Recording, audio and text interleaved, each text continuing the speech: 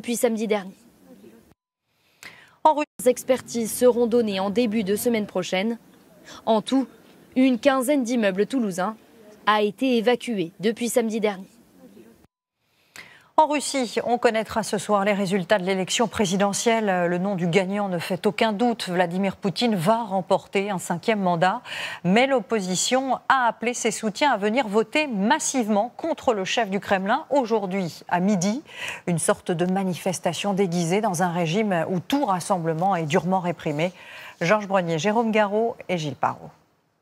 Ils ont répondu à l'appel et sont venus défier Vladimir Poutine. Ces dernières heures, des centaines de Russes se sont rendus dans les bureaux de vote en même temps, comme ici, à Moscou, la capitale. Tous ont suivi courageusement les consignes de Yulia Navalnaya, la femme de l'opposant Alexei Navalny, mort récemment en prison dans des conditions obscures. Nous devons utiliser cette élection pour montrer que nous existons et que nous sommes nombreux. Nous sommes là, nous sommes bien vivants et nous sommes contre Poutine. Venons tous voter en même temps ce dimanche à midi. Votre avenir vous appartient. Ne votez pas pour Poutine. Le résultat final de l'élection ne fait guère de doute, mais l'opposition au maître du Kremlin veut continuer le combat malgré tout.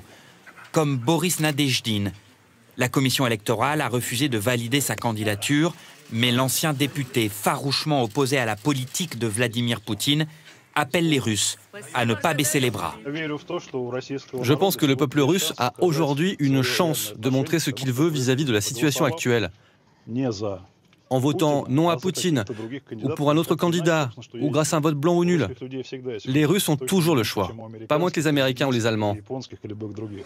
D'après le correspondant de TF1 en Russie, cette journée d'élection se déroule sous haute surveillance policière. Nous visitons les bureaux de vote de Moscou depuis 3 jours et à chaque fois l'affluence, comme aujourd'hui, est relativement faible. En revanche, ce qu'on a constaté, c'est que la sécurité a été grandement renforcée.